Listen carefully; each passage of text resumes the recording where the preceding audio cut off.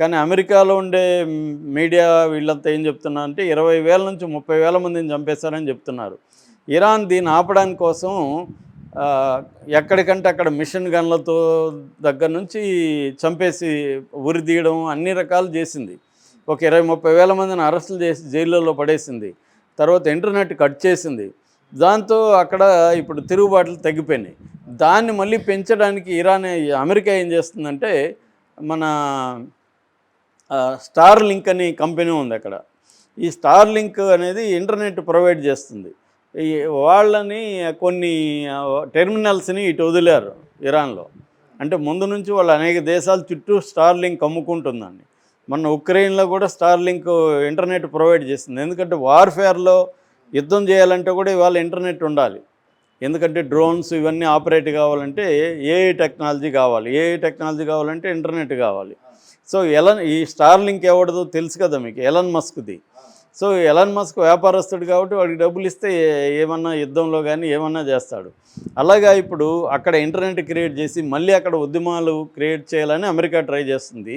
రెండో వైపు యుద్ధం చేయడానికి అమెరికా అటాక్ చేయడానికి ట్రై చేస్తుంది. కాకపోతే ఇరాన్ అనేది వెనుజులా కాదు, అంటే అంత బలహీనమైన దేశం కాదు. ఇరాన్ 9 కోట్ల పాపులేషన్ ఉన్నారు. 7 నుంచి 10 లక్షల మిలిటరీ ఉంది. ఐఆర్జీస్ అంటారు, అంటే ఇస్లామిక్ రెవల్యూషనరీ గార్డ్ కోర్ అని అదొక బలమైన ఆర్గనైజేషన్ ఉంది. ఇరాన్కి సపోర్ట్గా ఇటు లెబనాను, తర్వాత యెమెన్, సిరియాలో కొన్ని ఆర్గనైజేషన్స్, ఇలాగ యాక్సిస్ ఆఫ్ రెసిస్టెన్స్ అంటారు, అంటే ఇరాన్ పెంచిపోసి పాలస్తీనాలో కొన్ని ఫోర్సెస్, ఇలాగ సపోర్ట్ ఉంది. అట్లాగే ఇరాన్ మీద యుద్ధం అంటే గల్ఫ్ మీద యుద్ధం లాగా అయిపోతుంది. ఎందుకంటే ఇరాన్ గమ్మునుండదు కదా, అమెరికా బేసుల మీద అటాక్ చేస్తుంది. అమెరికా బేసులన్నీ ఎక్కడున్నాయి? చుట్టూ ఉన్న గల్ఫ్ దేశాల్లో ఉన్నాయి. ఆ దేశాలు యుద్ధానికి రెడీగా లేవు. సో ఇదంతా ఎందుకు చేస్తుంది అంటే, ఇప్పుడు మొత్తం గల్ఫ్ని తన కంట్రోల్లో పెట్టుకోవాలంటే అమెరికాకి కానీ ఇజ్రాయెల్కి కానీ అడ్డుండేది ఎవరు? ఇరాన్ ఒకటే. ఎందుకంటే ఇజ్రాయెల్ అనేది ఒక లోకల్ రౌడీ లాంటి వాడు. లోకల్ రౌడీని అమెరికా క్రియేట్ చేసి ఇజ్రాయెల్ ద్వారా గల్ఫ్ కంట్రీస్ని కంట్రోల్ చేయాలనే ప్లాన్లో ఎప్పటి నుంచో ఉంది.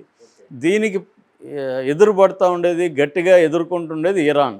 ఇరాన్ ఏం చేసింది? యాక్సిస్ ఆఫ్ రెసిస్టెన్స్ అనేసి ఇటు లెబనాన్లో, ఇటు పాలస్తీనాలో, ఇటు యెమెన్లో, సిరియాలో, ఇలాగ అనేక దేశాల్లో తన ఫోర్సుల్ని క్రియేట్ చేసి వాళ్ళకి డబ్బులు ఇచ్చి, వాళ్ళకి ఆయుధాలు ఇచ్చి, వాళ్ళకి ట్రైనింగ్ ఇచ్చి బలమైన శక్తులుగా చేసి ఇజ్రాయెల్ని ఎదుర్కొంది. కానీ ఈ మధ్యకాలంలో ఈ శక్తులన్నింటినీ ఇజ్రాయెల్ దెబ్బ కొట్టేయగలిగింది. అందువల్ల ఇరాన్ కొంత బలహీనంగా అయితే ఉంది. సో ఇప్పుడు ట్రంప్ ప్లాన్ ఏంటంటే, ఇరాన్లో ఉండే ఖొమైనీ ఆయన సుప్రీం లీడర్ కాబట్టి ఈ గవర్నమెంట్ని కూలదోసి తనకు అనుకూలమైన గవర్నమెంట్ని ఫామ్ చేయాలనేది. అమెరికా ఎప్పటి నుంచో ఇదే పని చేస్తుంది. తనకు అనుకూలమైన గవర్నమెంట్ లేని చోట్ల అక్కడ ఉద్యమాలు క్రియేట్ చేసి వాళ్ళని ఆ ప్రభుత్వాలని పడగొట్టి అన్ని చోట్ల దాదాపు 80 దేశాల్లో చేసిందండి ఇప్పటికి చరిత్రలో. ఇది అమెరికా స్ట్రాటజీ.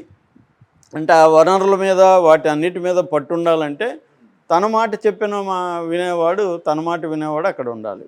సో ఈ కార్యక్రమంలో ఇప్పుడు ఇరాన్ మీద యుద్ధం అయితే జరిగే అవకాశం ఉంది. ఇది జరిగితే మనకు కూడా ఇబ్బంది. మన దేశం నుంచి 3,000 మంది పైన అక్కడ మెడికల్ స్టూడెంట్స్ ఉన్నారు. వాళ్ళని తీర్చుకొచ్చేదానికి ఆల్రెడీ మోడీ ప్రభుత్వం ప్రయత్నాలు ప్రారంభించింది.